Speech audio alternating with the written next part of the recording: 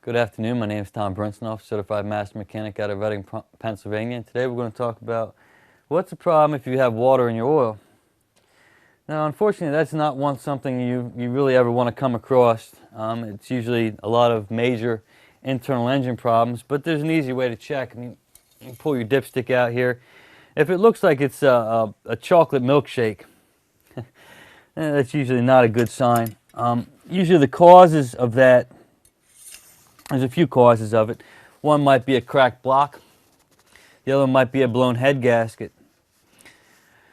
And unfortunately, what happens on the inside of your engine, if your head gasket in here blows, the coolant's pushed into, there's little ports up inside your head where the oil and antifreeze flow to keep it cool, keep it lubricated. Usually when a head gasket will blow, the two of them will mix. And that's usually your main cause of why you have water in your oil. The other alternative you might have is a crack in the engine block. It's very rare to have that happen, but if it does happen, you could get that also. Now there's a couple motors out there like the Quad 4 that has accumulator in the front, so like a breather. If that breather gets clogged, and that's only on the Quad 4, if that breather gets clogged up, it'll build condensation inside the motor, so that might trick you into thinking you have a bad head gasket when you do not.